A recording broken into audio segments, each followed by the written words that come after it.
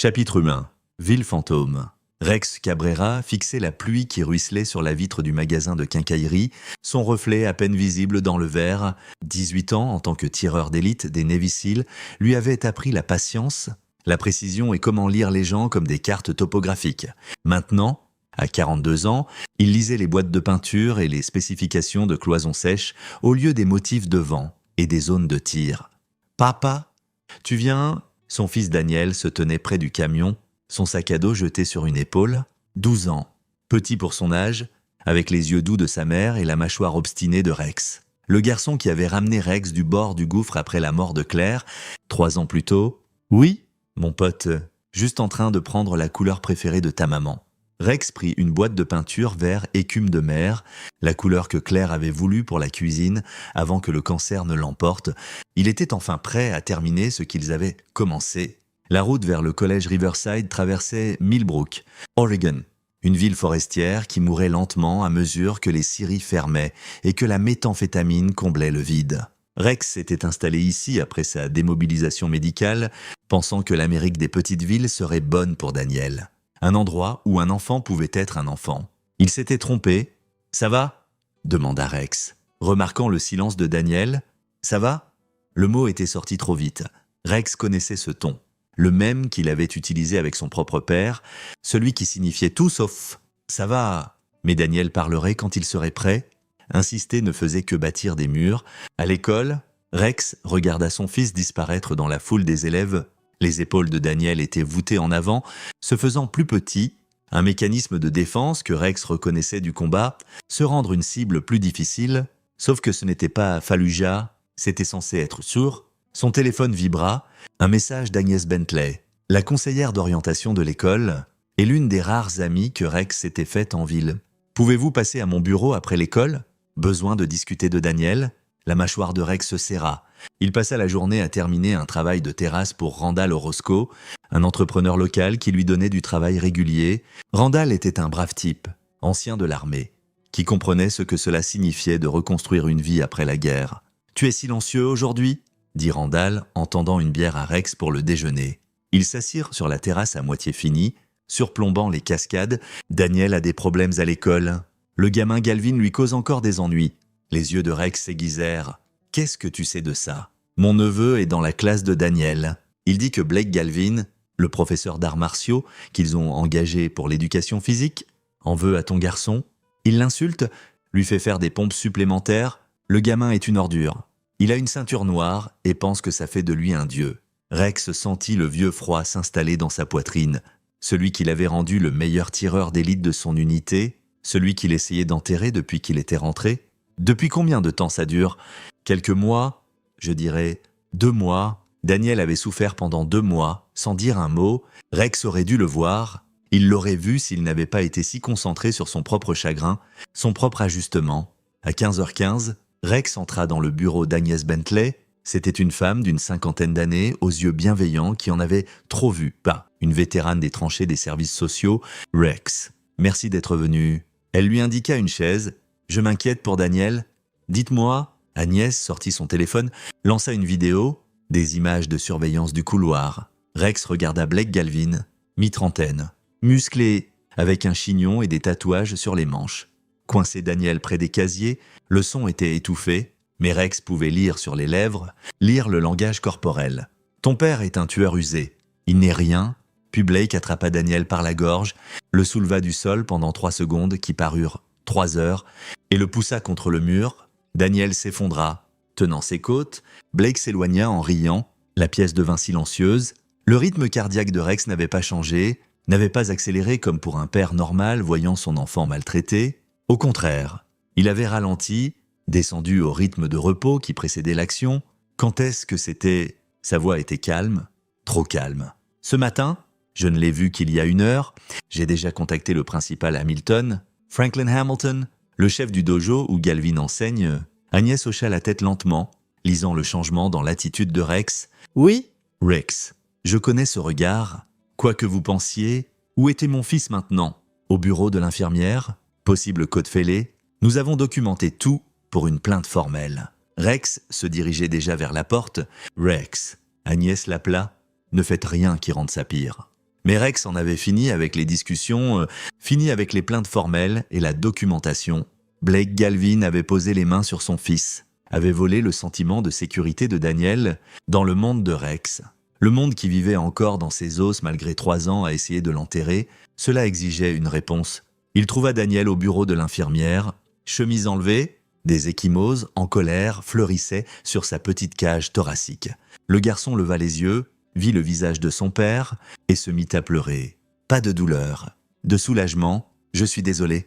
Papa, je ne voulais pas t'inquiéter. » Rex s'agenouilla près de la table d'examen, serra doucement son fils dans ses bras. « Tu n'as rien à t'excuser? Rien? Tu comprends ?» Daniel hocha la tête contre son épaule. « Y a-t-il quelque chose de cassé ?» demanda Rex à Joanne Becker, l'infirmière de l'école. « Non, mais il a besoin de repos et de glace. Et honnêtement, Monsieur Cabrera, je pense que vous devriez porter plainte. Ce n'est pas la première fois que Blake est agressif avec les élèves. Pourquoi enseigne-t-il encore ?» Joanne détourna le regard. Le principal Hamilton est son sensei. Ils dirigent le dojo ensemble. Hamilton le protège. Les pièces s'assemblèrent dans l'esprit de Rex comme un briefing de mission. Franklin Hamilton, principal et sensei. Blake Galvin, instructeur et exécuteur. Une structure de pouvoir bâtie sur l'intimidation. Protégé par l'autorité institutionnelle, Rex avait renversé pire à Ramadi. « Viens, mon pote, rentrons à la maison. » Alors qu'il marchait vers le camion, Daniel parla enfin. Il a dit que tu n'étais rien, que tu étais juste un tueur, et que les tueurs ne peuvent pas être de bons pères. Rex s'arrêta, se tourna pour faire face à son fils. « Regarde-moi, ce que cet homme a dit, ce n'est pas vrai. Ce que j'ai fait, c'était pour protéger les gens qui ne pouvaient pas se protéger eux-mêmes. C'est ce que font les bons hommes, et c'est ce que je vais faire maintenant. Qu'est-ce que tu vas faire ?» Rex ouvrit la porte du camion. « Je vais avoir une conversation avec M. Galvin. » Ce soir-là, après avoir installé Daniel à la maison avec Krista Price, leur voisine qui faisait parfois du babysitting, Rex se rendit au dojo du guerrier de Hamilton en bordure de la ville. Le bâtiment était un entrepôt converti, tout en briques exposées et posters motivationnels sur l'honneur et la discipline. Le genre d'endroit qui parle d'esprit guerrier tout en produisant des brutes. À travers la fenêtre de devant, Rex regarda Blake Galvin enseigner à une classe d'adolescents. L'homme se déplaçait avec une fluidité pratiquée, démontrant une clé de poignet sur un élève plus petit avec plus de force que nécessaire. Le gamin grimaça, mais ne se plaignit pas. Prédateur et proie, pensa Rex. Blake avait trouvé son terrain de chasse. Rex poussa la porte d'entrée. La réceptionniste, une adolescente avec une ceinture jaune, leva les yeux. « Puis-je vous aider ? Je suis ici pour voir Blake Galvin. Avez-vous un rendez-vous ? Il voudra me voir. » Quelque chose dans le ton de Rex fit que la fille décrocha le téléphone. À travers la fenêtre intérieure, Rex regarda Blake répondre à son portable, jeter un coup d'œil vers le hall et sourire. Pas un sourire amical, un sourire de loup. Blake termina le cours plus tôt, renvoya les élèves au vestiaire et entra de près. Il était plus grand que Rex. Tamétro dossier et probablement 104 kilos. Rex faisait un mélérotémètre 23 et un maigre 84 kilos de là. La plupart des gens les regardaient et voyaient un déséquilibre. La plupart des gens n'avaient jamais vu Rex à l'œuvre. « Vous devez être Cabrera, le cil. » Blake croisa les bras, biceps fléchissent. « Venu pleurer pour votre petit garçon mou, je suis venu vous donner une chance de vous excuser. À Daniel, à moi, et de démissionner de l'école. » Blake rit. Un son dur qui résonna contre les murs. « Ou quoi ? Vieil homme, vous allez me tirer dessus ? Oh, attendez ! Vous ne pouvez pas. Vous n'êtes qu'un tueur usé qui joue au bricoleur. » Il s'approcha, envahissant l'espace de Rex. « Voilà ce qui va se passer. Votre garçon va se durcir, ou je vais continuer à lui donner des leçons. Et vous n'allez rien faire. Parce que si vous me touchez, je vous ferai arrêter. Mon frère est flic. Maurice Galvin. Peut-être en avez-vous entendu parler ? » Rex en avait entendu parler. Maurice Galvin était sergent au département du shérif du comté. Réputation pour malmener les suspects. Faire coller les arrestations par des rapports créatifs. Alors, pourquoi ne retournez-vous pas dans votre magasin de quincaillerie et laissez les vrais guerriers s'occuper de l'éducation ? Blake tourna le dos, un rejet et une insulte. La voix de Rex l'arrêta. « Votre sensei, Franklin Hamilton. Il est ici, dans son bureau. Pourquoi ? Parce que je vais avoir besoin de quelqu'un pour appeler le 911. » Blake se retourna, main levée, en position de combat. « Vous me menacez. »« Non !» La voix de Rex était plate. Sans émotion, je fais une promesse. La porte du dojo s'ouvrit. Franklin Hamilton émergea, fin de la cinquantaine. Queue de cheval grise, 6e degré de ceinture noire selon les certificats au mur. Derrière lui venaient 4 autres instructeurs, tous ceinture noire, âgés de 25 à 40 ans. Blake, quel est le problème? La voix de Franklin portait l'autorité. C'est Rex Cabrera, le cil dont je t'ai parlé. Il me menace. Franklin observa Rex de haut en bas, évaluant. Monsieur Cabrera, je comprends que vous soyez contrarié par l'incident d'aujourd'hui. Mais Blake était dans son droit en tant qu'instructeur pour discipliner un élève qui perturbait le cours. Il a étranglé mon fils et l'a jeté contre un mur. Ce n'est pas comme ça que Blake l'a décrit. Et franchement, votre fils doit apprendre le respect, peut-être si vous aviez été plus présent au lieu de jouer à la guerre outre-mer. Rex bougea, chapitre 2.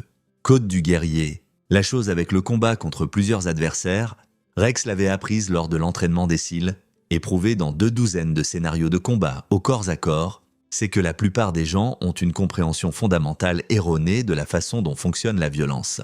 Ils pensent que c'est une question de force, de vitesse, d'agressivité, c'est une question d'angle, de timing et de comprendre que le corps humain est une machine avec des points de défaillance prévisibles. Blake Galvin était rapide. Rex lui accorda ça. Le coup de pied circulaire vint vers sa tête avec une forme de manuel, la rotation des hanches générant de la puissance. Mais Rex avait vu le signe dans les épaules de Blake, le micro-ajustement de la distribution du poids qui précédait l'attaque. D'une demi-seconde, pour un tireur d'élite, une demi-seconde était une éternité. Rex glissa à l'intérieur de l'arc du cou, enfonça sa paume dans le genou de soutien de Blake. Pas un coup, une application précise de force contre la flexion naturelle de l'articulation. La jambe de Blake fléchit. Alors qu'il tombait, le coude de Rex trouva le groupe de nerfs à la mâchoire de Blake. Pas assez pour causer des dommages permanents, juste assez pour court-circuiter le système nerveux pendant quelques secondes. Blake toucha le sol, conscient mais désorienté. « Quitte, le prochain ?» La voix de Rex ne portait aucune émotion. Les 4 ceintures noires bougèrent en attaque coordonnée, résultat de l'entraînement ensemble. Connaissant les patterns de chacun, ça aurait dû être écrasant, ça l'aurait été contre n'importe qui d'autre.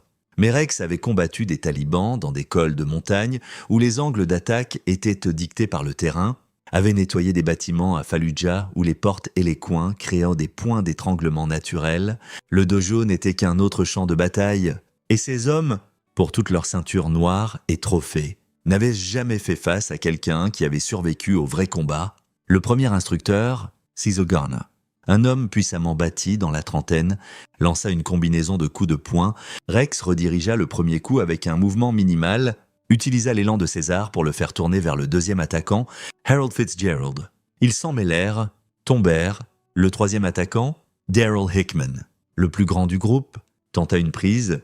Rex baissa son centre de gravité, brisa la prise avec un coup sec au plexus solaire, puis balaya les jambes de Daryl. Alors que Daryl tombait, Rex attrapa son bras, appliqua une pression sur le coude jusqu'à ce que quelque chose craque. Pas cassé, mais disloqué. Daryl hurla. Le 4e instructeur, Garrett Hines, était plus malin. Il attrapa un bâton d'entraînement du rack mural, arme étendue, portée augmentée, un vrai problème. Garrett visa la tête de Rex. Rex se baissa, réduisit la distance avant que Garrett ne puisse récupérer. Piégea le bâton contre le corps de Garrett, un genou sec à la cuisse, jambe morte. Garrett tomba, Rex prit le bâton, le brisa sur son genou, jeta les morceaux de côté, 10 secondes. 4 hommes à terre. César et Harold s'étaient démêlés, se relevaient. Franklin Hamilton prenait son téléphone, probablement pour appeler son ami flic. « Ne le faites pas !» La voix de Rex figea la main de Franklin. Pas encore. Blake s'était remis, chargé avec un cri primal. Rex s'écarta, attrapa le bras tendu de Blake, utilisa son élan pour l'envoyer s'écraser contre le sac lourd. La chaîne se brisa, Blake et le sac heurtèrent le sol ensemble. César et Harold se précipitèrent sur Rex des côtés opposés. Un mouvement en pince. Rex se baissa, roula en avant entre eux, se releva derrière Harold et appliqua un étranglement arrière nu, pas pour tuer, juste pour envoyer un message. Harold s'affaissa en 5 secondes. Rex le relâcha, le laissa s'effondrer sur le sol. César recula, main levée. « D'accord, mec. D'accord ?» Rex regarda autour du dojo, 5 ceintures noires, dans divers états de blessures. Blake essayait de se lever, tenant ses côtes. Garrett berçait sa jambe. Le bras de Daryl pendait à un angle non naturel. Harold était inconscient. César se rendait Temps écoulé total, 2 minutes. Le téléphone de Franklin Hamilton était sorti maintenant, composant. Rex ne l'arrêta pas. « Oui, c'est Franklin Hamilton au dojo du guerrier. J'ai besoin de police et d'ambulance. Blashes multiples. Nous avons été attaqués par eux. » Rex arracha le téléphone de la main de Franklin, mit fin à l'appel, composa le 911 lui-même. Ici, Rex Cabrera au 1247 Industrial Way. Il y a eu une altercation au dojo du guerrier de Hamilton. Blashes multiples. Besoin de réponse médicale. J'attendrai dehors pour donner une déclaration. Il rendit le téléphone à Franklin. Dites-leur la vérité. Que je suis entré, vous et vos élèves m'avez attaqué et je me suis défendu. Il y a des caméras de sécurité qui le confirmeront. Ou mentez. Et affrontez des accusations de félonie pour faux rapports policiers. À vous de choisir. Vous êtes fou, murmura Franklin. Savez-vous ce que vous avez fait? Maurice Galvin va faire exactement ce que j'attends de lui. Et ce sera son erreur. Rex sortit, s'assit sur le trottoir et attendit. Ses mains ne tremblaient pas. Son rythme cardiaque redescendait déjà au repos. C'était la partie de lui-même qu'il avait essayé d'enterrer, la partie que Claire avait vue et aimée quand même. La capacité pour une violence contrôlée quand nécessaire. « Je suis désolé, Claire », pensa-t-il, mais notre garçon en avait besoin. Les ambulances arrivèrent en premier. Les urgentistes se précipitèrent dans le dojo, puis sortirent avec des expressions confuses. « Monsieur, étiez-vous impliqué là-dedans? Un jeune paramédical, à peine sorti de formation? »« Oui. Je me suis défendu contre 6 hommes qui m'ont attaqué, vous contre 6. »« Oui. » Les voitures de police arrivèrent ensuite. 4 d'entre elles, plus que nécessaire pour un simple appel d'agression. Le véhicule de tête était une Crown Vic banalisée d'où sortit Maurice Galvin. Il était plus grand que Blake, plus large, avec le cou épais et la poitrine en baril d'un homme qui avait passé sa jeunesse à jouer au football et son âge adulte à manger des donuts. Il portait un jean et un polo du département du shérif. Un badge de détective à sa ceinture à côté de son arme. Maurice marcha droit vers Rex, ignorant les ambulances. « Vous êtes Cabrera. »« Je le suis. »« Vous avez agressé mon frère ?»« Je me suis défendu contre 6 hommes qui m'ont attaqué dans ce dojo. Votre frère en faisait partie. Les images de sécurité le confirmeront. » Maurice sourit. Ce n'était pas amical. « Voyez-vous, voilà la chose. Mon frère m'a appelé avant même que vous n'entriez là-dedans. M'a dit que vous le menaciez. Donc maintenant, nous avons préméditation. Ça veut dire que vous êtes venu ici en cherchant la bagarre. Votre frère a attrapé mon fils de 12 ans par la gorge ce matin et l'a jeté contre un mur. Il y a aussi des images de sécurité de l'école. Vous voulez comparer les vidéos? » Le sourire de Maurice ne vacilla pas. « Mon frère est un enseignant, corrigeant un élève irrespectueux. Vous êtes un tueur entraîné qui vient d'hospitaliser 6 personnes. Laissez-moi vous poser une question.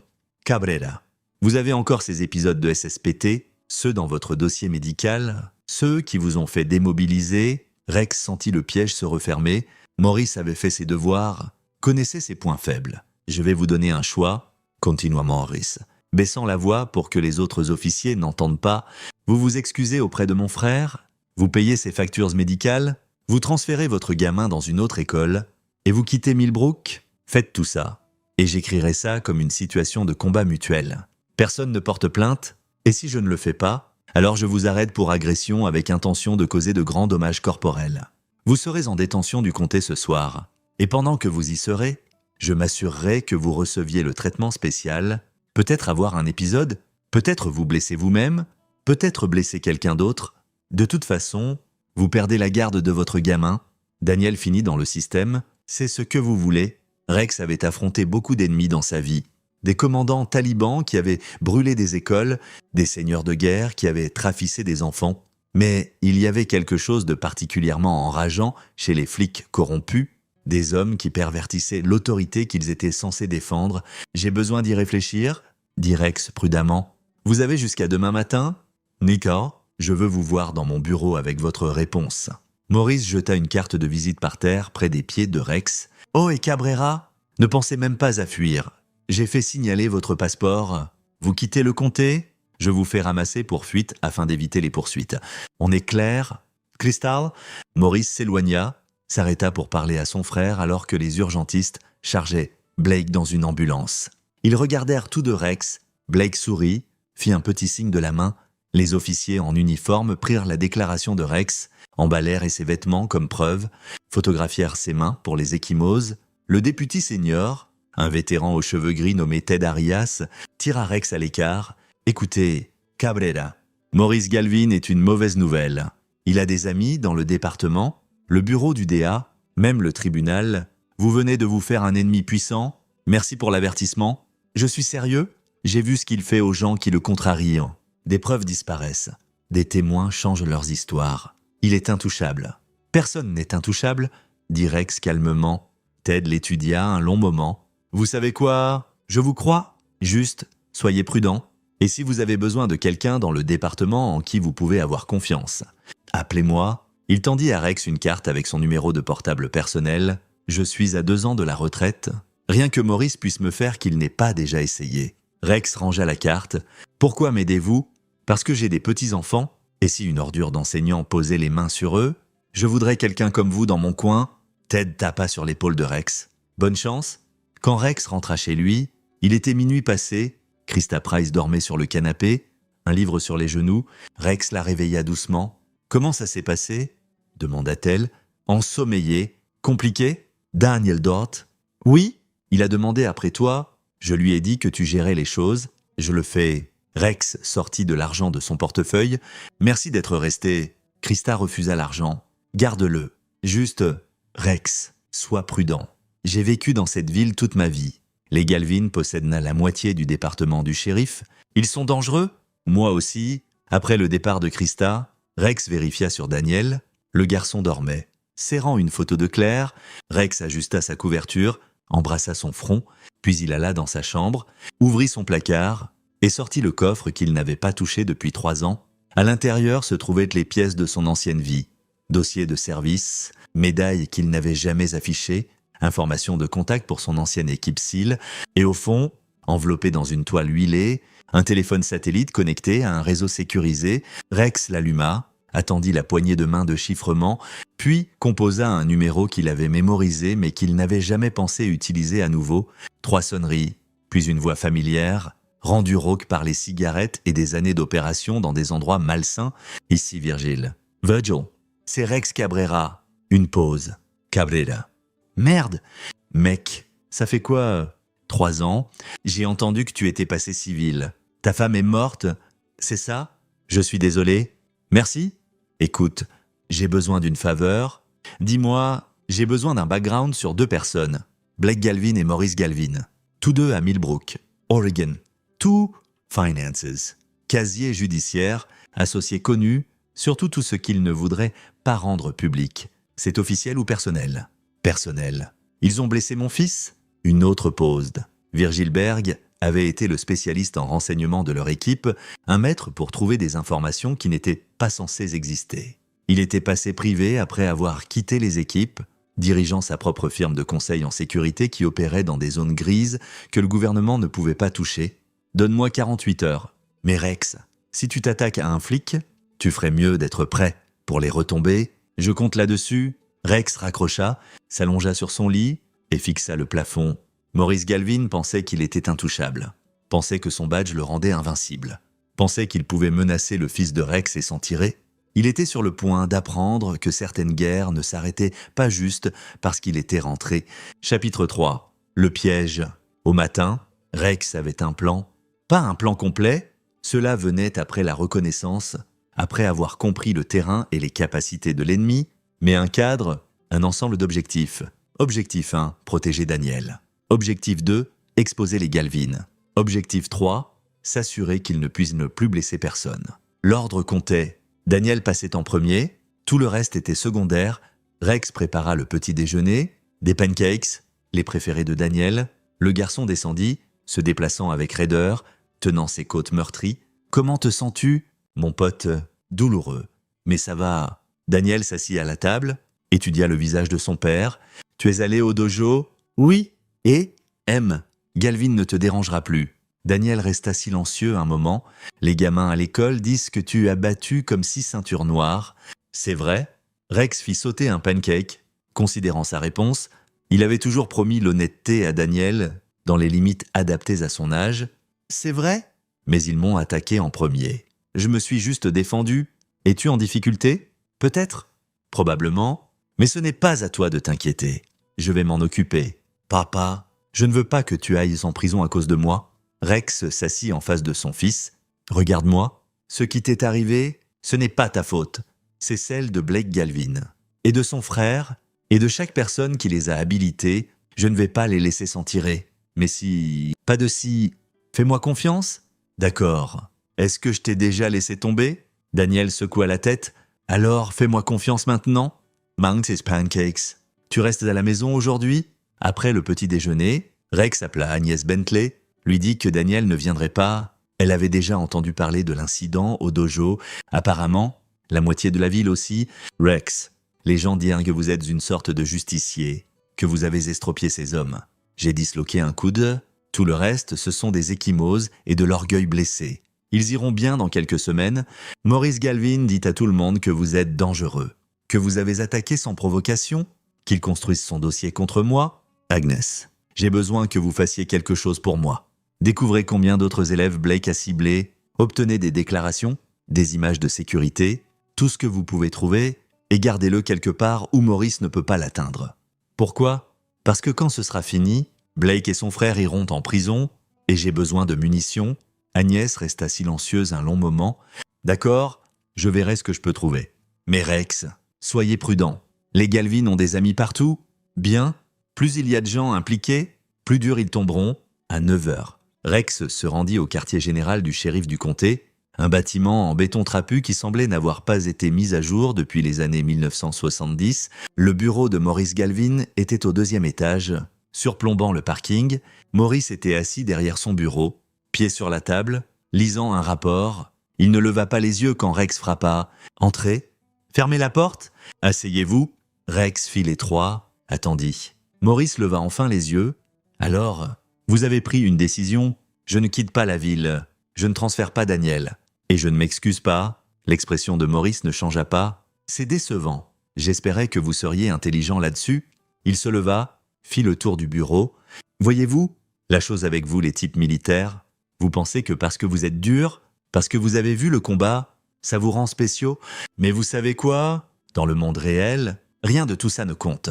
Ce qui compte, c'est qui a le pouvoir. Et à Millbrook, Oregon, c'est moi. » Il sortit des menottes. « Rex Cabrera, vous êtes en état d'arrestation pour agression avec intention de causer de grands dommages corporels.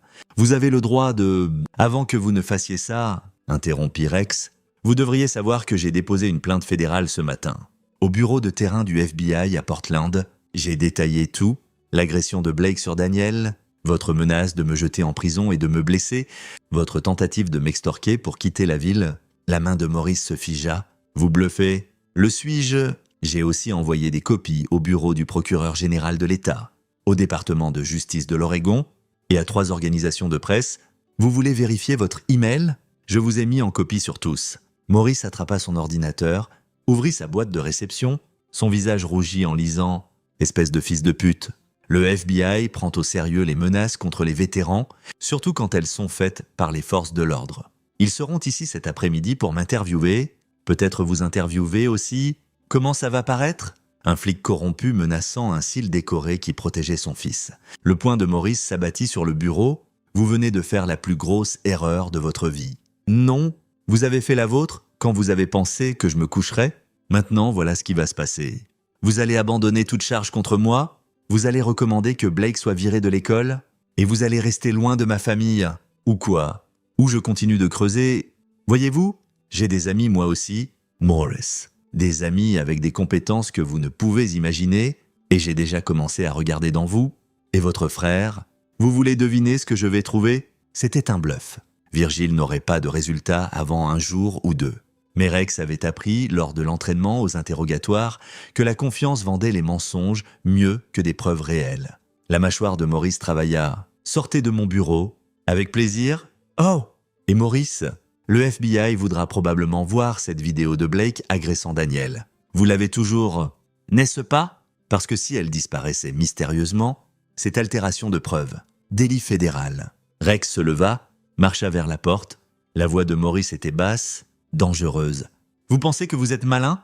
Mais tout ce que vous avez fait, c'est escalader ça. Blake et moi, nous avons des ressources que vous ne connaissez pas. Des amis qui se fichent des enquêtes du FBI ou des articles de presse. Vous venez de commencer une guerre que vous ne pouvez pas gagner. » Rex se retourna. « J'ai été dans des guerres avant, je gagne toujours. » Il quitta le bureau de Maurice, descendit le couloir et sortit sur le parking. Ses mains étaient stables, mais son esprit bouillonnait. Il avait gagné du temps. Peut-être un jour, peut-être une semaine, mais Maurice avait raison sur une chose. Ce n'était pas fini, alors que Rex s'éloignait du quartier général du shérif. Il ne remarqua pas le SUV noir qui se dégagea 3 voitures derrière lui, ne vit pas l'homme au volant passer un appel.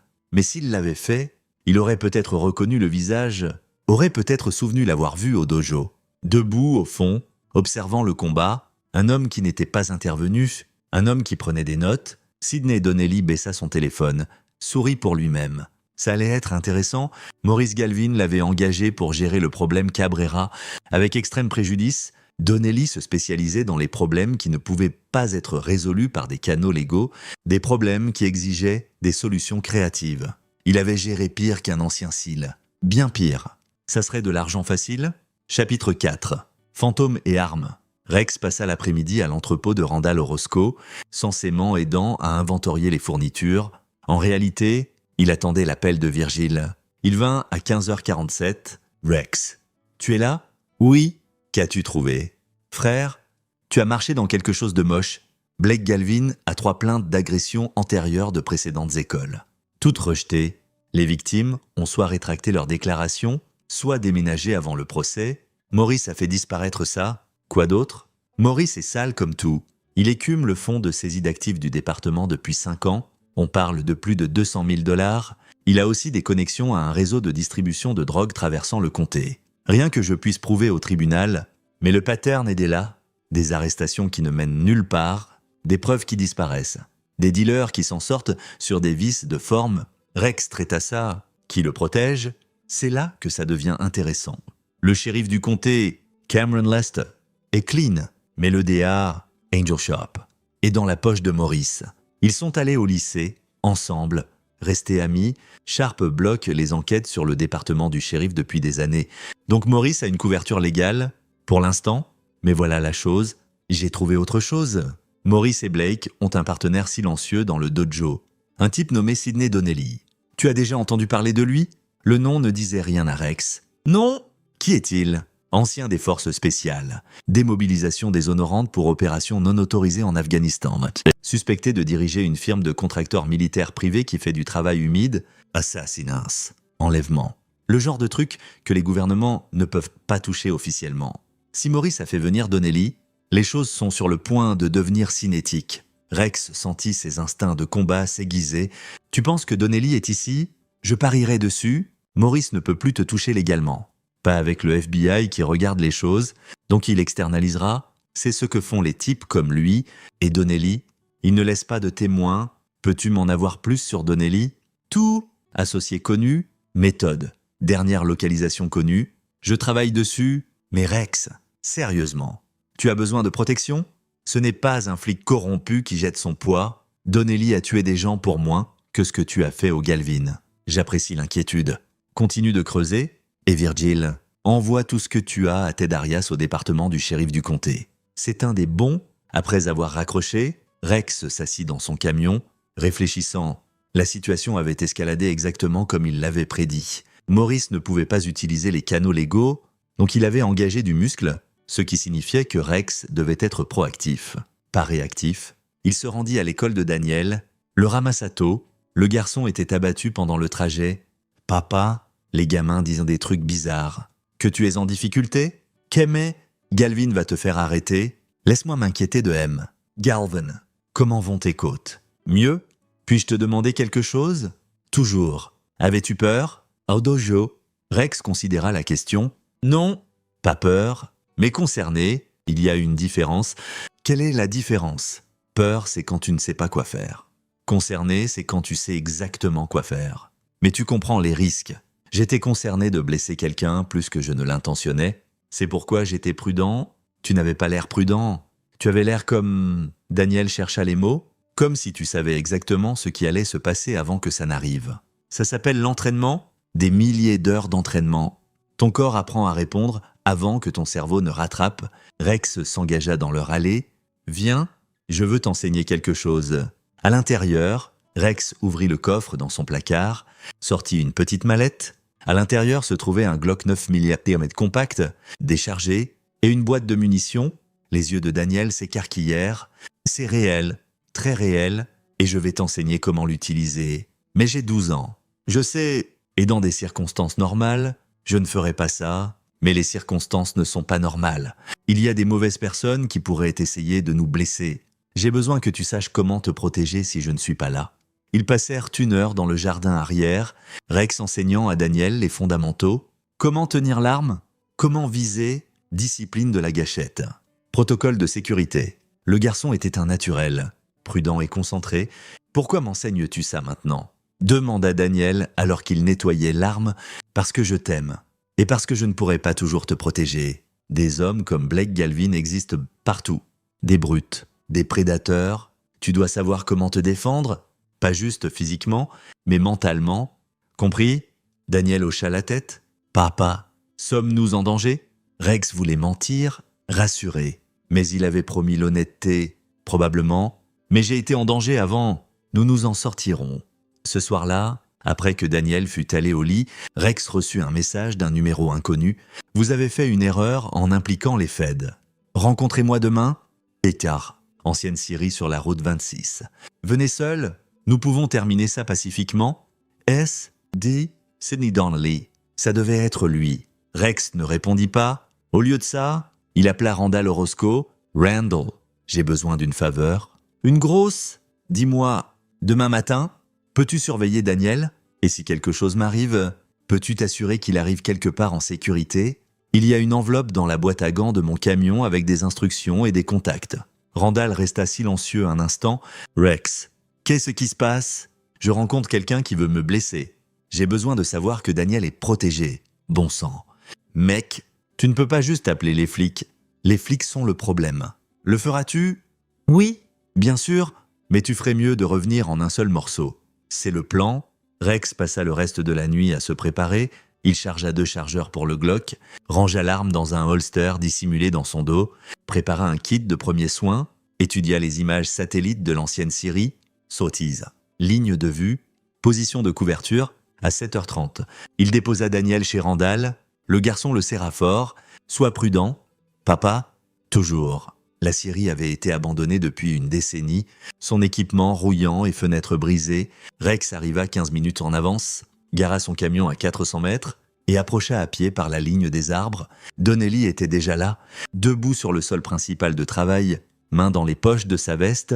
Il était dans la quarantaine, taille et corpulence moyenne, avec un visage qui pouvait disparaître dans n'importe quelle foule, le genre de dangereux qui ne s'annonçait pas. « Cabrera, content que vous soyez venu. Passons les politesses. Que voulez-vous ? Ce que je veux est irrelevant. Maurice Galvin m'a engagé pour résoudre un problème. Ce problème, c'est vous ? Alors résolvez-le. » Donnelly sourit. « Voyez, c'est ce que j'aime chez vous, les types militaires. Direct. Pas de conneries. Alors soyons directs moi aussi. Vous avez 2 options. Option 1. Vous et votre gamin disparaissez. Ce soir, j'ai des passeports, de nouvelles identités et 50 000 en cash. Vous prenez ça et recommencez quelque part où Maurice ne peut pas vous toucher. Et option 2, je vous mets une balle dans la tête et je fais passer ça pour un suicide. Probablement ce soir, dans votre chambre, l'histoire sera que vous ne pouviez pas gérer le SSPT, la pression légale, la peur de perdre votre fils. Ça sera tragique, mais crédible. Rex étudia l'homme. Vous pensez vraiment que ce sera si facile ? Facile et... Non ? Possible. Absolument. J'ai tué de meilleurs hommes que vous. J'en doute. La main de Donnelly se dirigea vers sa veste. Rex bougea plus vite, sortant son Glock et plaçant 2 balles au centre de masse avant que l'arme de Donnelly ne sorte du cuir.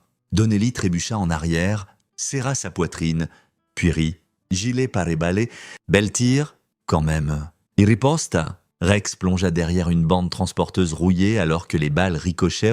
Il s'attendait à un gilet, avait visé le centre de masse sachant que ça renverserait Donnelly même si ça ne pénétrait pas. Lui achetant des secondes pour se couvrir. « Vous savez quel est votre problème ?»« Cabrera » appela Donnelly, se déplaçant pour flanquer. « Vous pensez que c'est Fallujah ? Que vous pouvez tirer mieux que tout le monde ? Mais c'est l'Oregon, différentes règles, différents jeux. » Rex ne répondit pas. Conservant l'information, il pista la position de Donnelly par le son. Pas sur le béton, froissement de vêtements, l'homme contourné par la droite, essayant d'avoir un angle, Rex rampa bas jusqu'à son pilier de soutien, surgit, tira 2 fois, manqua. Donnelly riposta, 3 tirs rapides qui s'approchèrent inconfortablement. Maurice m'a dit que vous étiez bon, continua Donnelly. Mais bon ne veut pas dire intelligent. Vous auriez dû prendre l'accord. Maintenant, votre gamin va me regarder témoigner à votre enterrement. C'était censé provoquer, rendre Rex en colère et négligent. Ça ne marcha pas. Rex avait appris le contrôle émotionnel dès son premier kill. L'avait maîtrisé sur 18 ans. Il cartographia mentalement l'espace, calcula les angles. Donnelly essayait de le forcer plus profond dans le bâtiment, loin des sorties, tactique classique de troupeau. Ce qui signifiait qu'il y avait quelqu'un d'autre. Rex pivota, vit du mouvement dans les chevrons, un deuxième tireur, une femme. Corpulence compacte, fusil avec silencieux, elle tira. La balle traversa le pilier à quelques centimètres de la tête de Rex. 2 contre 1, mauvaise chance. Rex avait besoin de changer le tableau tactique. Il sprinta pour la sortie arrière, tirant des coups de suppression. Donnelly et la femme ouvrirent le feu. Rex sentit quelque chose tirer sur sa veste. Proche. Trop proche, il enfonça la porte arrière vers la cour d'équipement et s'arrêta. 3 autres tireurs attendaient, déployés en formation professionnelle. Sidney Donnelly n'était pas venu pour une conversation, il était venu pour une exécution. Fin de la ligne. « Cabrera !» appela Donnelly de l'intérieur. « Lâchez votre arme. Rendez ça facile. » L'esprit de Rex passa en revue les options. Il était surpassé 5 contre 1, bas sur munitions, dans une zone de kill ouverte. Chaque scénario d'entraînement tactique qu'il avait jamais couru disait la même chose, reddition ou mort. Mais Rex Cabrera ne se rendait pas. Il leva les mains, arme encore en prise, et sourit. Vous auriez vraiment dû vérifier pour du renfort. C'était un bluff, complète fiction. Mais Donnelly hésita, jeta un œil à son équipe. Cette demi-seconde d'incertitude était tout ce dont Rex avait besoin.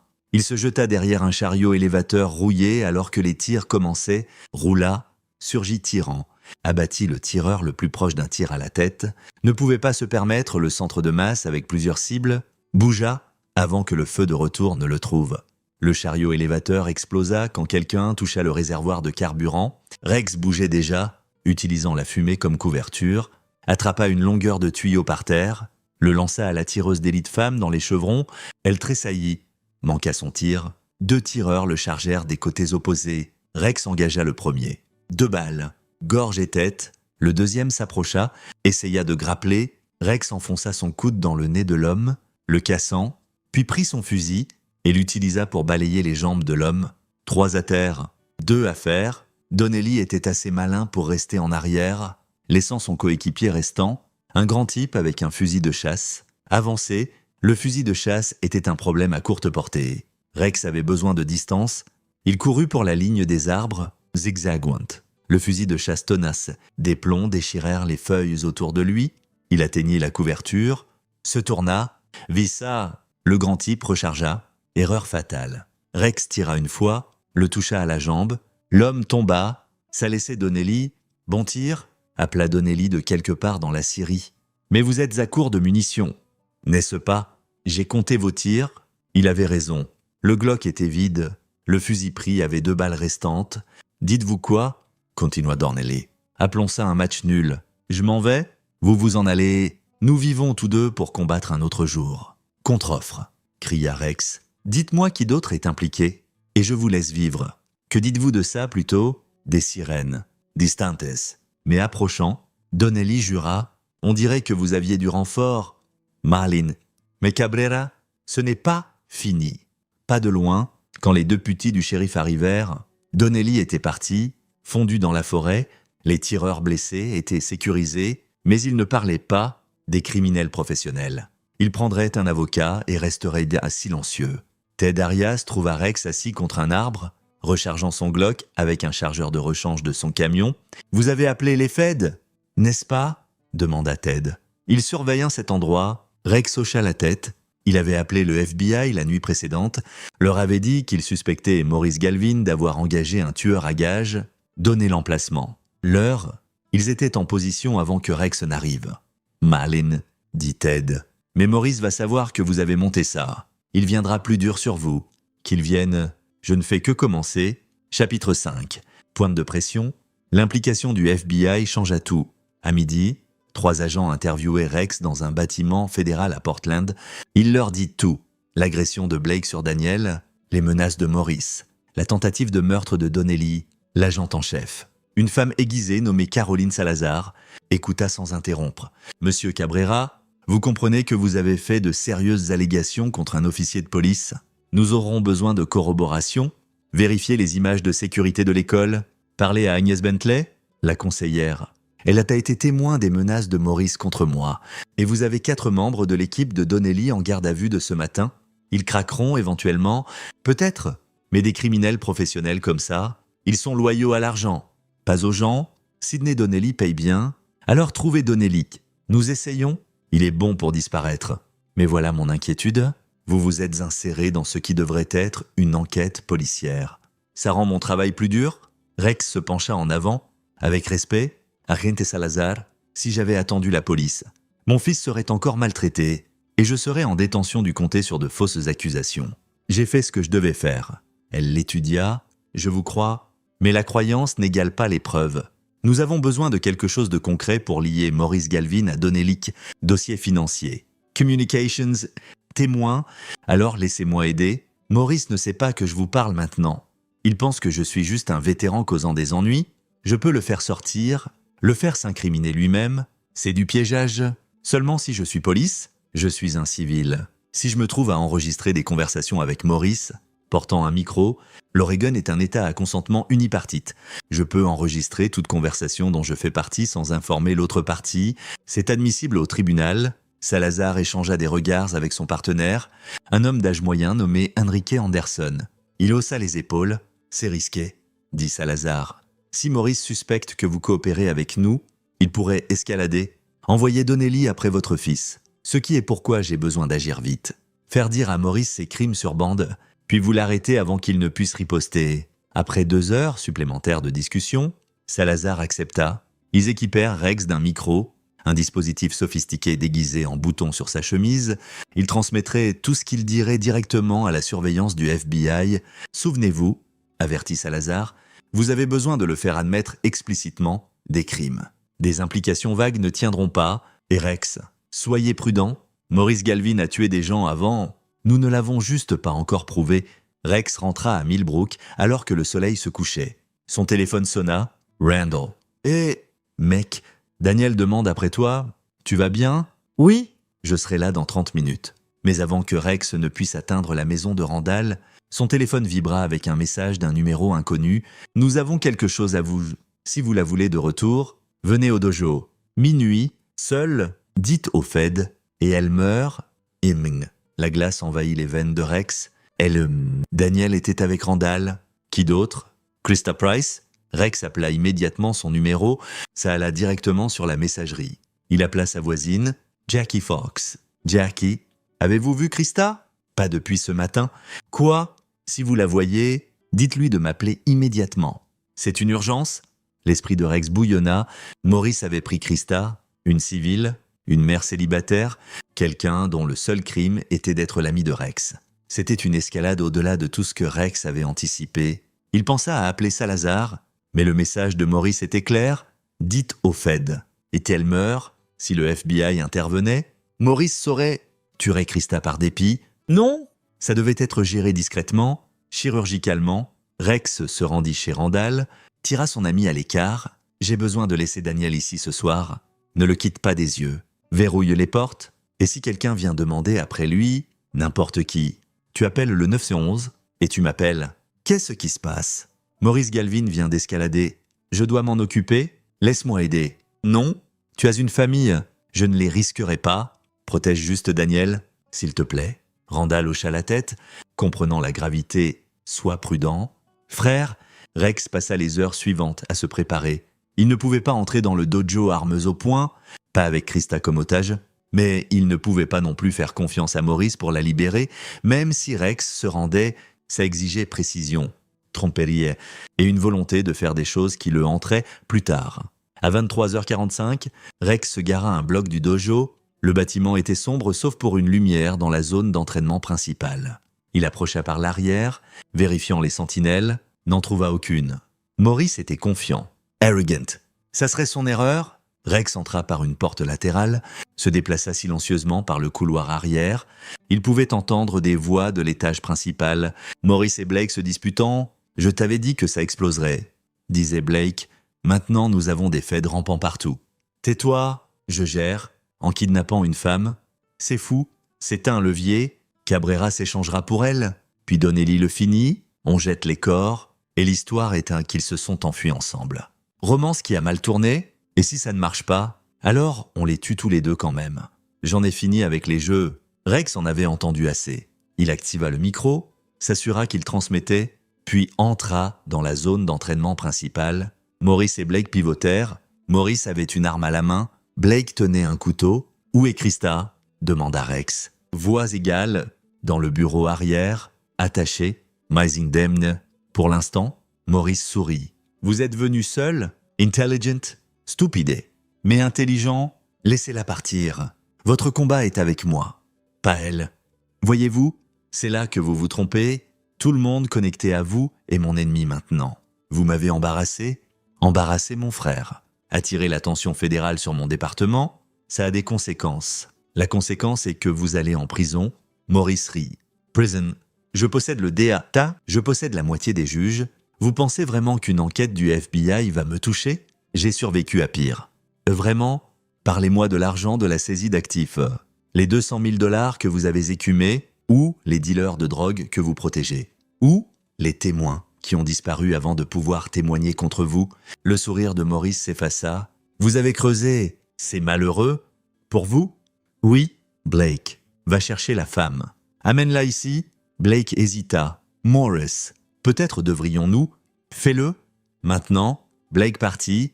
Maurice garda son arme braquée sur Rex. « Vous savez quelle était votre vraie erreur? Pensez que vous pouviez me battre? Je fais ça depuis 20 ans. Je connais chaque angle, chaque faille. Vous n'êtes qu'un soldat usé jouant au héros, et vous êtes un flic corrompu qui est sur le point de tout perdre. » Grand discours pour un homme sur le point de mourir. Blake revint, traînant Krista. Elle était bâillonnée, mains attachées avec des liens zip, mais ses yeux étaient aiguisés, en colère. Elle vit Rex, secoua la tête, l'avertissant que c'était un piège. Rex savait, il avait marché dans des pièges avant. Le truc était de les retourner contre l'ennemi. « Laissez-la partir » dit Rex. « Prenez-moi à la place, je vous prends tous les deux » répondit Maurice. « Mais d'abord, je veux que vous compreniez quelque chose. Tout ce que vous aimez, tout ce qui vous tient à cœur, je peux le détruire. Votre fils. Il grandira en sachant que son père est mort en échec. Votre amie ici... Elle disparaîtra, et tout le monde pensera que vous l'avez tuée. Votre legs en tant que SEAL, je m'assurerai que tout le monde se souvienne de vous comme un psychopathe brisé et violent. Vous avez fini de monologuer ? Demanda Rex. Le visage de Maurice rougit. Vous pensez que c'est une blague ? Non. Je pense que vous gagnez du temps parce que vous savez que la seconde où vous appuierez sur la gâchette, votre vie est finie. Voyez-vous ? J'ai enregistré cette conversation, chaque mot, et c'est transmis directement au FBI. Ils entourent, probablement, ce bâtiment maintenant. La main armée de Maurice vacilla. « Vous mentez. Le suis-je ? Vérifiez votre téléphone. Vérifiez les nouvelles. Vérifiez le parking. » Maurice sortit son téléphone de sa main libre, jeta un œil à l'écran. Son visage pâlit. Parce que Rex ne mentait pas, Salazar avait mobilisé dès qu'elle avait entendu Maurice confesser l'enlèvement. Des lumières clignotantes étaient visibles à travers les fenêtres du dojo. « C'est fini. Maurice !» dit Rex calmement, « Lâchez l'arme. » Pendant un moment, Rex pensa que Maurice pourrait se rendre. Puis, il vit le doigt de l'homme se resserrer sur la gâchette, vit la résignation dans ses yeux. Maurice n'irait pas en prison. Il sortirait à ses conditions. Rex bougea, poussa Krista sur le côté alors que Maurice tirait. La balle traversa l'épaule de Rex, le faisant tourner, mais il s'y attendait. Était déjà en mouvement, son propre Glock. Sorti du holster, tira 2 fois. Maurice Galvin tomba. L'arme cliquetant sur le sol, Blake hurla, se précipita sur Rex avec le couteau. Rex s'écarta, attrapa le poignet de Blake, tordit. Le couteau tomba. Rex balaya les jambes de Blake, le mit face contre le tapis, genou dans son dos, reste à terre. Le FBI enfonça la porte secondes plus tard. Des agents envahirent le bâtiment, sécurisèrent la scène. Des paramédicaux se précipitèrent sur l'épaule de Rex. « Je vais bien ?» dit-il à travers ses dents serrées. « Vérifiez Krista d'abord ?» Salazar le trouva assis contre le mur. maintenant la pression sur sa blessure. Vous étiez censé porter le micro pour une rencontre contrôlée? Pas une fusillade. Il a escaladé, j'ai adapté. Vous avez été touché? J'ai été touché avant. Avez-vous tout eu? Elle hocha la tête. Chaque mot. Maurice est en garde à vue, en route pour l'hôpital sous garde. Il survivra pour aller au procès. Blake tombe aussi, complice d'enlèvement au minimum. Et Donnelly, toujours en fuite, mais nous le trouverons. Il a perdu sa protection locale, alors que les paramédicaux chargeaient Rex dans une ambulance. Il vit Krista être traitée pour des blessures mineures. Elle croisa son regard, hocha la tête en remerciement. Daniel était en sécurité. Krista était en sécurité. Maurice et Blake étaient neutralisés, mais Rex savait que ce n'était pas fini. Sidney Donnelly était toujours là dehors. Et des hommes comme lui n'oubliaient pas. La guerre venait juste de commencer. Chapitre 6. Le réseau. Rex passa 3 jours à l'hôpital. La balle avait traversé son épaule sans toucher os ou artère majeure. Douloureux, mais pas mortel. Il avait eu pire à Ramadi. Daniel visita chaque jour, apportant des devoirs et des mises à jour de l'école. Blake Galvin avait été viré, formellement accusé d'agression sur mineur. Le principal Franklin Hamilton était sous enquête pour avoir permis le comportement de Blake. Tout le dojo était audité. « Tout le monde parle de toi », dit Daniel le 2e jour. « Te traite d'héros ? Je ne suis pas un héros. Je suis juste un papa qui a fait ce qui devait être fait. C'est ce que font les héros pourtant. » Non ? Rex serra la main de son fils. Peut-être, mais les héros dans les films ne se font pas tirer dessus habituellement. Le 3e jour, l'agent de Salazar visita avec des nouvelles. Maurice Galvin coopère. En quelque sorte, il a donné des noms, d'autres de petits corrompus, officiels qu'il a soudoyés, mais il ne parle pas de Sidney Donnelly. Prétend l'avoir engagé via un intermédiaire et ne sait pas où Donnelly est maintenant. Vous le croyez? Non, mais ça n'importe pas. Nous avons gelé les comptes connus de Donnelly, alerté les forces de l'ordre internationales. Il refera surface éventuellement. Éventuellement n'est pas assez bon. Il sait où j'habite. Où Daniel va à l'école? Nous fournissons une protection des agents surveillant votre maison 247 jusqu'à ce que Donnelly soit attrapé. Rex n'argumenta pas, mais il savait que la protection du FBI avait des limites. Donnelly était patient, professionnel, il attendrait une ouverture, ce qui signifiait que Rex devait le trouver en premier. Au 4e jour, Rex se déchargea contre avis médical, il ramassa Daniel chez Randall, remercia profusément son ami, et rentra. Les agents du FBI étaient évidents, une berline garée de l'autre côté de la rue, 2 agents dedans. Essayant d'avoir l'air discret, Rex fit signe. Ils hochèrent la tête en retour. À l'intérieur, la maison semblait différente, violée d'une certaine façon. Même si rien n'avait été dérangé, Rex revérifia les serrures, ferma les stores, installa son ordinateur portable à la table de la cuisine. « Papa, qu'est-ce que tu fais ?» demanda Daniel, regardant son père travailler. « Recherche, va faire tes devoirs. » Rex accédait à des ressources de séjour SIL, base de données classifiées auxquelles il n'aurait techniquement pas dû avoir accès encore, mais ses habilitations de sécurité n'avaient jamais été formellement révoquées. Il chercha Sidney Donnelly, recoupant associés connus, contrats passés, traces financières. Ce qu'il trouva était dérangeant, Donnelly n'était pas juste un tueur à gages. Il était connecté à un réseau d'anciens opérateurs militaires et de renseignements qui étaient passés privés, une organisation fantôme fournissant des services illégaux à des clients qui pouvaient payer assassinats, enlèvement, ops noir, que les gouvernements ne pouvaient pas conduire officiellement, et la spécialité de Donnelly était de faire disparaître les problèmes. Définitivement, Rex creusa plus profond, suivant les miettes numériques, Donnelly avait des comptes bancaires aux îles Caïmans. Des propriétés sous des sociétés écrans, des connexions à des politiciens et hommes d'affaires à travers le nord-ouest Pacifique, incluant un nom qui fit s'arrêter Rex, Harold Fitzgerald, le même Harold Fitzgerald qui avait été au dojo, que Rex avait pensé être juste un autre instructeur ceinture noire. Rex recoupa. Harold possédait une entreprise de construction qui avait fait du travail pour le comté, incluant le quartier général du shérif. Il avait été enquêté 2 fois pour violation de code de construction, mais jamais accusé. Il était aussi au conseil de plusieurs organisations caritatives, avait des connexions politiques, Argent Familial. Et il était le cousin de Donnelly. Rex appela Virgil Berg. « J'ai besoin de tout sur Harold Fitzgerald. Surtout sa connexion à Sidney Donnelly. Sur ça, mais Rex, j'entends des rumeurs. Donnelly a mis un contrat. Sur toi, combien ? 1 demi-million, ouvert à tout preneur. Tu as une cible sur le dos de chaque mercenaire et assassin sur la côte ouest.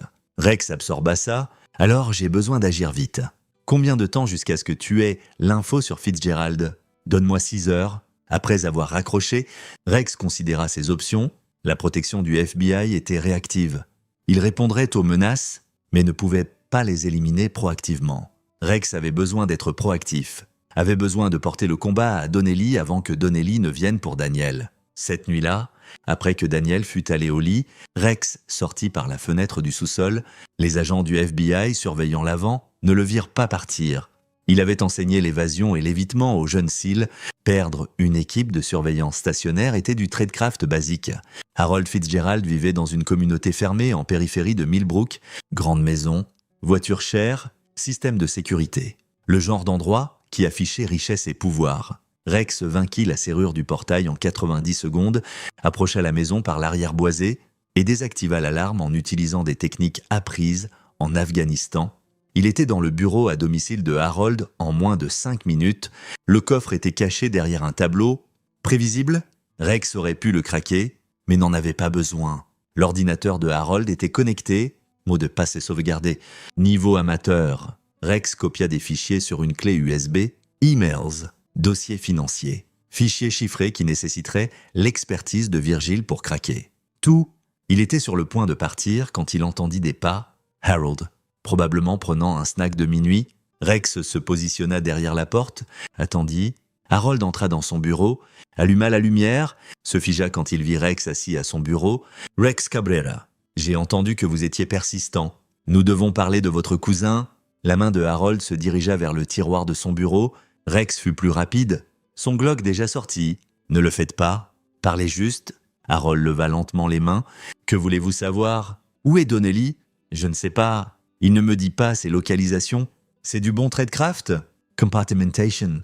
Mais vous communiquez avec lui, parfois, quand il a besoin de soutien local, équipement, maison sécurisée, transport, le contrat sur moi, pouvez-vous l'annuler? Harold rit vraiment. Vous pensez que ça marche comme ça? Donnelly ne prend pas d'ordre de moi, c'est sa propre opération, je facilite juste. Alors facilitez ça, dites-lui que je veux rencontrer lieu neutre, pas d'armes. On règle ça comme des adultes. Il n'acceptera jamais. Vous valez un demi-million mort. Pourquoi négocierait-il? Parce que s'il ne le fait pas, j'exposerai tout son réseau. J'ai des dossiers financiers prouvant qu'il a travaillé pour des sénateurs, juges, PDG, des gens qui ne peuvent pas se permettre que leur linge sale soit rendu public. Une fuite anonyme au bon journaliste. Et Donnelly est fini. Harold considéra ça. Vous bluffez? Essayez-moi. Je n'ai rien à perdre. Donnelly me veut déjà mort. Autant l'emmener avec moi, même si je pouvais arranger une rencontre. Pourquoi le ferais-je? Vous avez forcé l'entrée chez moi, m'avez menacé, parce que j'ai aussi vos dossiers maintenant. Rex leva la clé USB, détournement de fonds, fraude fiscale, pot de vin à des officiels du comté, incluant Maurice Galvin. Le FBI adorerait ça. Le visage de Harold pâlit, espèce de fils de pute. Passez l'appel, arrangez la rencontre. Ou passez les 20 prochaines années en votre choix. 20 minutes plus tard, Harold raccrocha son téléphone. Donnelly veut une preuve. Que vous avez vraiment des infos dommageables sur ses clients. Donnez-moi une adresse email. Harold débita une email chiffrée. Rex forwarda un seul document des fichiers qu'il avait copiés, un contrat entre Donnelly et un congressman proéminent de l'Oregon pour consultation en sécurité qui était évidemment un code pour quelque chose d'illégal. Le téléphone de Harold vibra. Il est impressionné, dit qu'il vous rencontrera. Demain soir, point de vue de Millers Point. Nord. Venez seul, j'y serai. Cabrera. Donnelly ne va pas négocier, il va vous tuer. Vous le savez? Non, il va essayer. Rex partit par où il était venu, rentra chez lui, glissa de nouveau dans son sous-sol sans que les agents du FBI ne sachent jamais qu'il était parti. Il s'allongea dans le lit, fixant le plafond, sachant que demain soir déterminerait tout. Soit Sidney Donnelly mourait, soit Rex. Il n'y avait pas de troisième option. Chapitre 7. Le long jeu. Millers Point était un point de vue scénique sur la route 26, populaire auprès des touristes le jour, désert la nuit. Il offrait une vue à 360 degrés de la forêt environnante. Tactiquement, le pire endroit possible pour une embuscade car il n'y avait pas de couverture. Ce qui était exactement pourquoi Donnelly l'avait choisi. Rex arriva 2 heures en avance, randonna par le sud. et trouva une position dans la ligne des arbres avec ligne de vue sur le parking.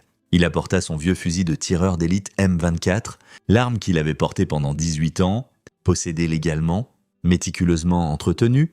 Si ça allait être une guerre de tir, Rex la combattrait à ses conditions. À travers sa lunette, il regarda le soleil se coucher, le parking vide et silencieux. À 20h45, un SUV noir entra. Sidney Donnelly sortit, seul, portant un gilet tactique et portant ce qui ressemblait à un fusil 416. Pas ici pour négocier alors. À 20h55, un deuxième véhicule arriva, une berline. Harold Fitzgerald émergea, paraissant nerveux. Rex activa la radio. Il avait placé un dispositif d'écoute dans la voiture de Harold avant de quitter sa maison la nuit précédente. « Sûr que Cabrera viendra ?» demanda Harold. « Il viendra. C'est un type héros. Pense qu'il peut parler pour s'en sortir. » Donnelly scanna la ligne des arbres avec des lunettes de vision nocturne. « Tu as le thermoscope que j'ai demandé ?» « À l'arrière, thermoscope. » Ça changeait les choses. Rex ne pouvait pas se cacher dans les arbres si Donnelly pouvait voir sa signature thermique. Temps d'adapter. Rex activa sa propre radio, le canal FBI que l'agent de Salazar lui avait donné. « Ici Cabrera. Sujet est armé et s'attend à une confrontation. Je bouge pour intercepter. » Il n'attendit pas l'approbation. N'en avait pas besoin. C'était son combat. Rex contourna large, utilisant le terrain pour masquer son approche. Il avait passé 18 ans à apprendre à se déplacer sans bruit, à se fondre avec les ombres, à devenir un fantôme. Donnelly avait un entraînement militaire, mais Rex avait vécu ça. À 21h05, le téléphone de Rex vibra. Message de Donnelly. « Où êtes-vous »« Je suis ici. » Rex ne répondit pas. Laissez Donnelly se demander. Laissez-le s'inquiéter. À 21h10, Donnelly dit à Harold « Il ne vient pas. Ce salaud nous a joué ?» Ou peut-être qu'il est plus malin que vous ne le pensiez. Personne n'est si malin. La voix de Rex vint de l'obscurité, amplifiée par un mégaphone qu'il avait positionné 45 mètres à l'ouest. « Je suis assez malin pour savoir que vous n'étiez pas ici pour négocier. » Donnelly pivota, tira une rafale vers le son, des balles déchirèrent les arbres. Le mégaphone explosa, Rex bougeait déjà, contournant plus loin, il activa un deuxième mégaphone, celui-ci à l'est. « Vous allez devoir faire mieux que ça. » Une autre rafale de feu, un autre décoil détruit. « Mignon » appela Donnelly. « Mais le thermique vous trouvera éventuellement.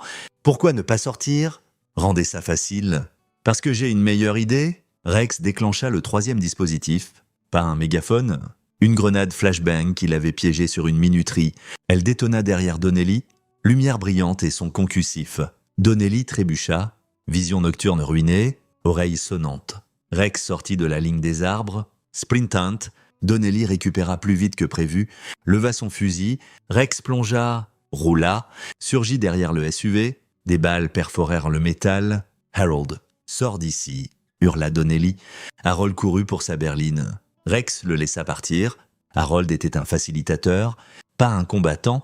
Le combat était entre Rex et Donnelly. Donnelly avança, utilisant feu et mouvement, professionnel, contrôlé. Il était bon, peut-être aussi bon que Rex. Mais Rex avait des avantages. C'était son terrain. Il avait préparé le champ de bataille et il avait la patience d'un tireur d'élite.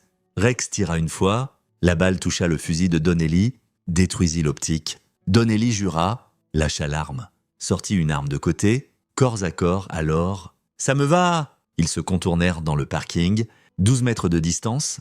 Donnelly tira. Rex esquiva derrière une barrière en béton. Le feu de retour força Donnelly derrière un réceptacle à ordures. « Vous êtes bon ?» appela Donnelly. « Mieux que je ne m'y attendais. Mais vous ne pouvez pas gagner. Même si vous me tuez, il y en a d'autres. Le contrat est toujours actif. Quelqu'un collectera, alors je les tuerai aussi. Tous, il y a 20 assassins entre ici et Seattle qui veulent ce paiement. Vous ne pouvez pas les arrêter tous. Regardez-moi. » Rex bougea, vite et bas. Donnelly tira. « Quoi ?» Rex réduisit la distance, plaqua Donnelly. Ils grappelèrent, roulant sur l'asphalte. Donnelly était fort, bien entraîné. Il posa une main sur la gorge de Rex, serra. Rex enfonça son pouce dans l'orbite de Donnelly, pas assez pour aveugler, mais assez pour faire mal. Donnelly relâcha, balança un coup de poing. Rex bloqua, contre avec un coude à la mâchoire. La tête de Donnelly recula, mais l'homme récupéra. Donna un coup de pied dans les côtes de Rex où sa blessure à l'épaule guérissait encore. Rex haleta, recula. Donnelly se précipita pour son arme. Rex lança son couteau. un kabar qu'il portait depuis le camp d'entraînement. Il s'enfonça dans l'épaule de Donnelly. L'homme hurla, tomba. Rex se tint au-dessus de lui, respirant fort. « Dites-moi comment annuler le contrat. »« Allez au diable !» Mauvaise réponse. Rex piétina le couteau, l'enfonçant plus profond. Donnelly hurla à nouveau. « Le contrat, comment l'annuler ? Vous ne pouvez pas. C'est blockchain. Paiement automatique. Qu'il vérifier. Argent libéré. La seule façon de l'arrêter, c'est tuer l'intermédiaire. Qui est l'intermédiaire ? Chiffré. Réseau. Je ne connais pas les vrais noms. Juste des pseudos. Rex considéra ça. Donnelly disait la vérité. La douleur dans sa voix était réelle, ce qui signifiait que Rex avait un plus gros problème. Même s'il tuait Donnelly, le contrat restait actif. Des sirènes approchèrent. Le FBI, répondant à l'appel antérieur de Rex, « On dirait que vous allez en prison ?» dit Rex. Donnelly rit. Du sang sur les dents. Mieux que ce que vous affrontez. Ils continueront. À venir, ils auront votre gamin. Vous ne pouvez pas le protéger. Pour toujours, Rex sortit son téléphone, montra une vidéo à Donnelly.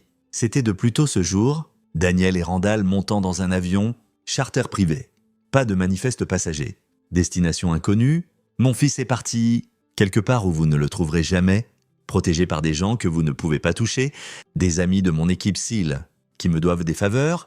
L'expression de Donnelly changea en respect. Marlin. Mais et vous ? Vous restez. Quelqu'un doit nettoyer ça. Les véhicules du FBI entrèrent dans le parking. L'agent de Salazar émergea, vit la scène. Donnelly blessé. Rex debout au-dessus de lui avec un couteau à la main. Rex, que s'est-il passé, bon sang ? Autodéfense. Il m'a attaqué, je me suis défendu. Vérifiez son téléphone. Vous trouverez des preuves du réseau de contrats. Preuves d'autres meurtres. Salazar signala à son équipe. Ils sécurisèrent Donnelly, administrèrent les premiers soins. Elle tira Rex à l'écart. « Vous avez de la chance d'avoir appelé quand vous l'avez fait. Sinon, ça ressemble à un meurtre prémédité. C'était de la survie préméditée. Il y a une différence. » Elle l'étudia. « Nous avons trouvé plus de preuves chez Maurice Galvin. Des fichiers documentant des années de corruption. Nombre d'autres personnes pour qui Donnelly a travaillé. Ça va faire exploser le gouvernement du comté. Bien. Il le mérite. Et vous, quoi maintenant ?» Rex regarda la forêt, les montagnes au-delà. Maintenant, je finis ce que j'ai commencé. Chapitre 8. Terre brûlée. Les 72 heures suivantes furent un flou d'interviews du FBI, procédure légale et attention médiatique. L'histoire éclata nationalement. SEAL de la Navy décoré expose corruption du comté. Défait assassin en fusillade solitaire, Rex détestait l'attention. Mais ça servait un but. La publicité était protection. Plus les gens connaissaient son histoire, plus dur ce serait pour les tueurs à contrat d'opérer. Il prospérait dans les ombres, Rex traînait tout à la lumière. Maurice Galvin fut formellement accusé d'enlèvement, corruption, obstruction de justice, et complice de tentative de meurtre. Blake Galvin faisait face à des accusations d'agression, avec des poursuites civiles de familles dont les enfants il avait maltraités. Franklin Hamilton perdit sa licence d'administrateur scolaire, son dojo ferma définitivement. Harold Fitzgerald essaya de fuir, alla jusqu'à l'aéroport de Seattle avant que des agents du FBI ne l'arrêtent. Les fichiers que Rex avait volés de son ordinateur révélaient des années de blanchiment d'argent, connexions à des organisations criminelles à travers le Nord-Ouest, et Sidney Donnelly, il était en garde fédérale, faisant face à la vie sans parole, mais il avait donné des infos, norms, localizations, méthodes. Le FBI démantelait tout son réseau, une arrestation à la fois, mais le contrat était toujours actif. Virgil Berg appela au 4e jour, « J'ai des nouvelles. Bonnes et mauvaises. Commence par les mauvaises. Le contrat est géré via un marché darknet appelé Deadpool. C'est chiffré, anonymé et impossible à fermer sans cracher tout le réseau de serveurs. Ce qui signifie que même avec Donnelly en garde, la prime sur votre tête est toujours active. Et les bonnes nouvelles, j'ai hacké le marché, obtenu une liste de tous ceux qui ont accepté le contrat, 23 noms au total, la plupart sont petits temps, criminels cherchant un score facile, mais il y en a 3 professionnels dont vous devez vous inquiéter. Je vous envoie leur profil maintenant. Le téléphone de Rex vibra avec des fichiers chiffrés. Il les ouvrit, étudia les visages. Randall Orozco entra dans la cuisine. « Tu es sûr de ce plan ?» Rex hocha la tête. Il avait rappelé Randall de la garde protectrice avec Daniel, avait besoin de quelqu'un en qui il avait confiance pour aider avec la phase finale. Daniel était en sécurité avec l'équipe de sécurité de Virgile dans un lieu non divulgué. Ces trois-là sont la menace. Tout le monde d'autre reculera une fois qu'on les éliminera. Et par éliminer, tu veux dire? Je veux dire, on leur donne ce qu'ils veulent. Une cible.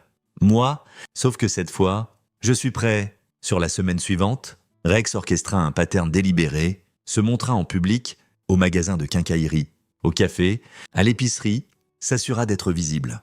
Prévisible, laissait les chasseurs penser qu'il était une marque facile. En coulisses, il posait des pièges. La première assassine, une femme nommée Candy Cotton, ancienne opératrice CIA devenue freelance, fit son mouvement au 9e jour. Elle se posa en agent immobilier, attira Rex dans une maison vide sous prétexte de montrer des propriétés. Rex joua le jeu, la suivit à l'intérieur. Elle produisit un pistolet avec silencieux. Rien de personnel, Cabrera. Juste des affaires. Je comprends? Il bougea avant qu'elle ne tire, la désarma avec une clé de poignet, la mit face contre le sol en bois dur. Des agents du FBI envahirent secondes plus tard. Ils avaient surveillé tout le temps, attendant qu'elle fasse un acte overte. « Vous m'avez piégé !» cracha Candy alors qu'il la menottait. « Je l'ai fait profiter de la prison fédérale ?» Le deuxième assassin, un ancien ranger nommé César Garner, essaya une approche tireur d'élite, s'installa dans un bâtiment abandonné surplombant le café habituel de Rex, attendit le tir, mais Rex avait anticipé ça, avait fait placer par Randall un mannequin habillé des vêtements de Rex à la table habituelle pendant que Rex contournait le bâtiment. Il fit irruption dans le nid de tireur de César, le plaqua avant qu'il ne tire. « Le FBI est dehors », dit Rex alors qu'il luttait. « Vous avez deux choix ? Rendez-vous et témoignez contre Deadpool. Ou mourrez ici. Décidez vite. » César regarda la douzaine d'agents entourant le bâtiment. « Je me rends. 2 à terre. Un à faire. » Le troisième assassin était le problème. Son nom était Carl Estes, et il ne travaillait pas seul. Il avait une équipe, 6 anciens soldats des opérations spéciales qui étaient devenus renégats. Ils étaient malins, bien entraînés, et ils se fichaient des dommages collatéraux. Le renseignement de Virgile suggérait qu'ils planifiaient quelque chose de gros, une assaut directe. Force écrasante, précision militaire, Rex avait besoin de les faire sortir, avait besoin de terminer ça décisivement. Il appela l'agent de Salazar. « J'ai besoin d'appât. » « Quel genre d'appât ? » « Moi, annoncer que je témoigne au procès de Maurice Galvin demain, tribunal public, beaucoup de témoins, Karl le verra comme son meilleur tir. Vous voulez transformer un tribunal en zone de guerre ? Je veux terminer ça, mais j'aurai besoin de votre aide. Évacuez le bâtiment, positionnez votre équipe HRT, laissez Karl faire son mouvement, puis on le descend. » Salazar hésita. « C'est fou, c'est nécessaire. » Elle accepta, mais seulement avec des conditions strictes. Le tribunal serait secrètement évacué, l'équipe de sauvetage d'otages du FBI serait en position, police locale en stand-by, Rex porterait un gilet Kevlar, resterait en communication, suivrait les protocoles du FBI.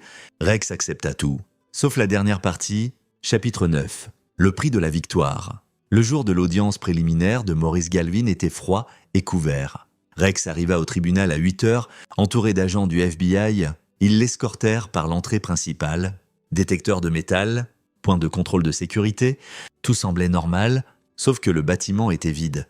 Chaque civil avait été évacué des heures plus tôt. Les seules personnes à l'intérieur étaient des agents du FBI déguisés en personnel judiciaire, d'huissiers. Observateur, Rex prit sa position dans le box des témoins, attendit. Carl Estes fit son mouvement à 9h17. L'explosion vint du mur est, une charge de brèche, qui fit sauter une entrée de maintenance. L'équipe de Karl se déversa, armes levées, se déplaçant avec efficacité militaire. Il ne savait pas que c'était un piège.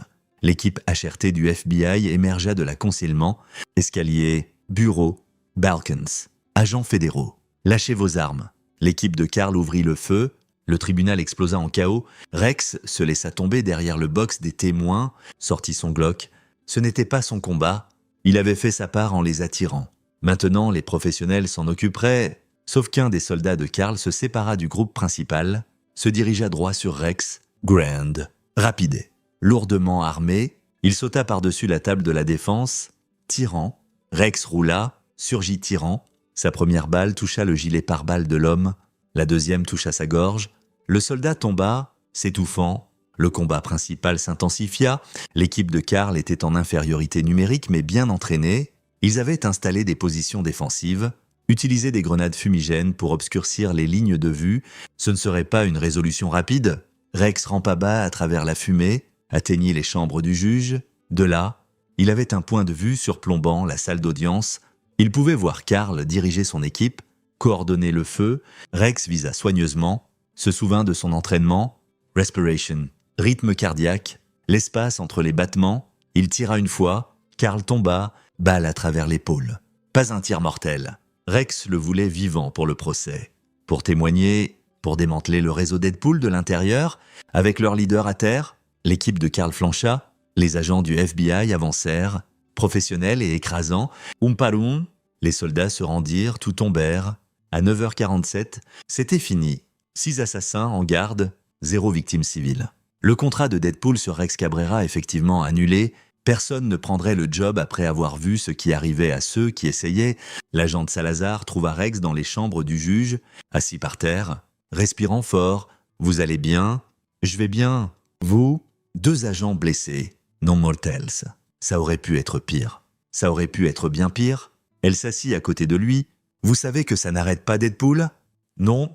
Ils continueront à opérer, à offrir des contrats. Mais pas sur moi. C'est tout ce qui m'importe. » Et si le système judiciaire échoue, Rex sourit, mais ça n'atteignit pas ses yeux. Alors je m'en occuperai, mais espérons que ça n'en arrive pas là.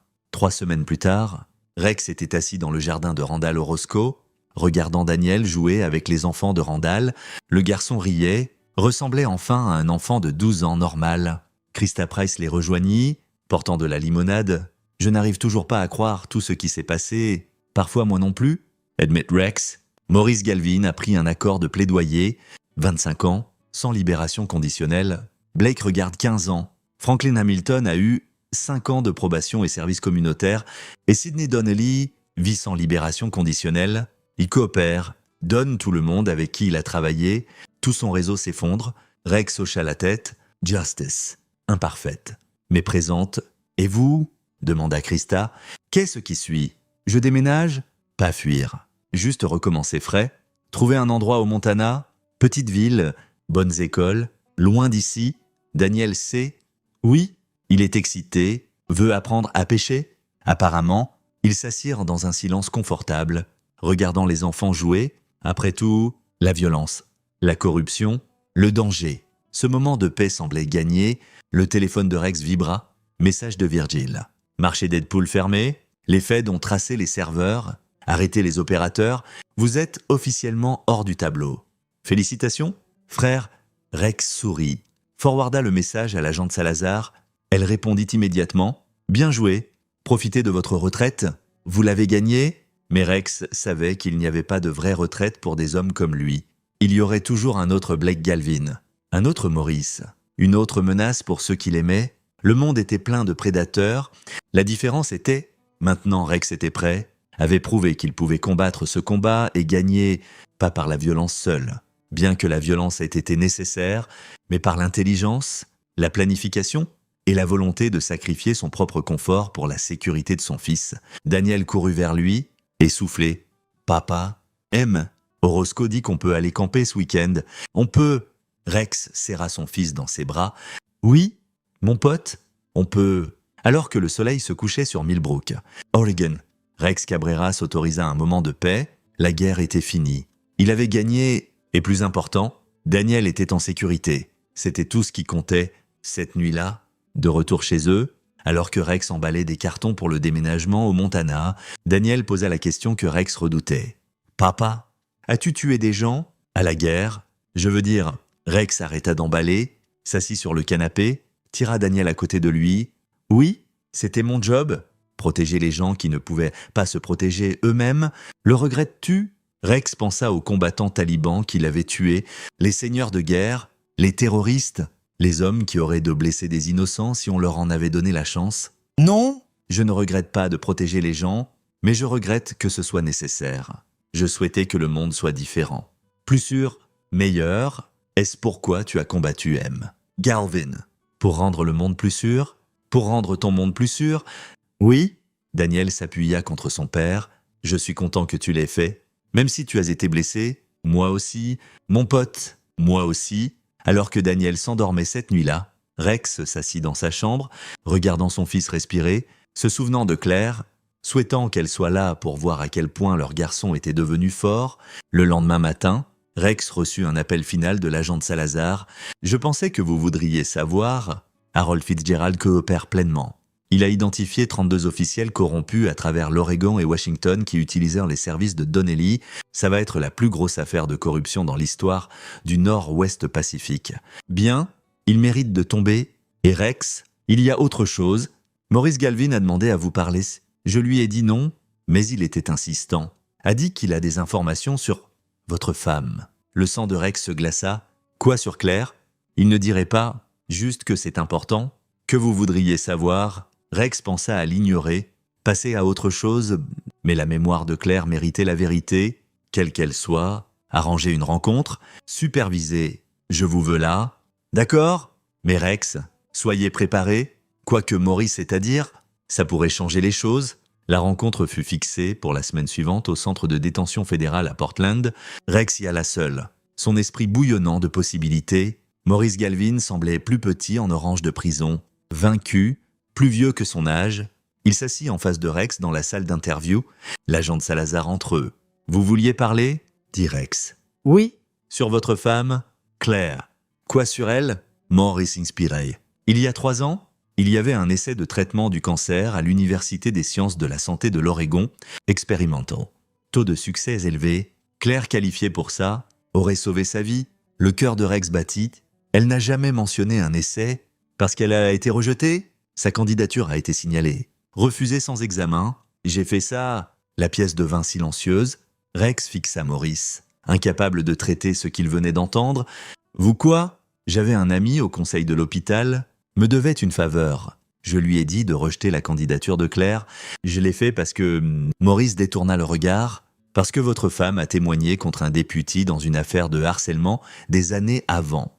Avant que vous ne déménagiez ici, le député était mon ami. J'avais une revanche, petite, stupide revanche pour quelque chose qui ne vous impliquait même pas. Rex se leva lentement, poing serré. L'agent de Salazar posa une main sur son bras. Rex, ne le faites pas. Vous avez tué ma femme? La voix de Rex était un murmure. Vous l'avez tuée à cause d'une rancune. Je ne savais pas qu'elle mourrait. Je pensais qu'elle obtiendrait juste un traitement différent, mais ensuite, elle a empiré, et quand ils ont trouvé un autre essai, c'était trop tard. Je suis désolé. Je suis tellement désolé. Rex voulait le blesser, voulait atteindre par-dessus la table mais il ne le fit pas, parce que Claire n'aurait pas voulu ça, n'aurait pas voulu que Rex devienne un meurtrier, n'aurait pas voulu que Daniel perde son père en prison. Rex se tourna vers Salazar, ajoutait à ses accusations « meurtre, homicide involontaire. Ce qui s'applique, assurez-vous qu'il ne sorte jamais, nous le ferons. » Rex sortit du centre de détention sans regarder en arrière, dehors. Il s'assit dans son camion, agrippant le volant jusqu'à ce que ses jointures blanchissent. Maurice Galvin avait tout pris, avait détruit la famille de Rex par petite revanche, avait forcé tout ce cauchemar à exister, mais il avait perdu, allait mourir en prison, ne blesserait plus jamais personne. Ça devait être assez, ça devait l'être, parce que l'alternative, laisser la haine le consumer, signifierait que Maurice avait gagné après tout. Rex rentra, ramassa Daniel chez Randall. Et ils passèrent la soirée à emballer. Ils ne parlèrent pas de Maurice, du procès, de rien de lourd. Ils parlèrent du Montana, de nouveaux départs, de l'avenir, parce que c'est ce que Claire aurait voulu. 2 semaines plus tard, Rex et Daniel se tenaient dans leur maison vide, clé en main, prêts à quitter Millbrook pour toujours. « Prêts ?» demanda Rex. Daniel regarda la maison une dernière fois. « Oui, allons à la maison. » Ils roulèrent, nord, vers le Montana. Vers une nouvelle vie, derrière eux, Millbrook.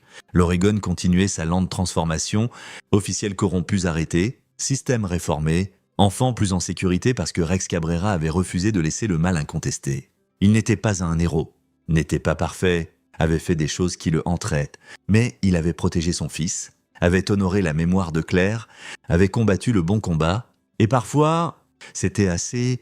Alors qu'ils traversèrent la ligne d'État, Daniel alluma la radio. Un reportage jouait « Je sais des condamnations dans ce que les procureurs appellent la plus grande affaire de corruption dans l'histoire de l'Oregon.